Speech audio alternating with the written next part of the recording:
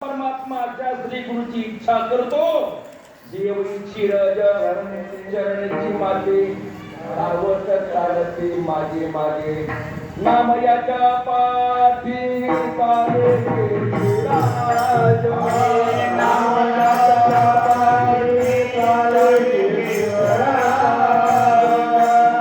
याच्या पाठी चाले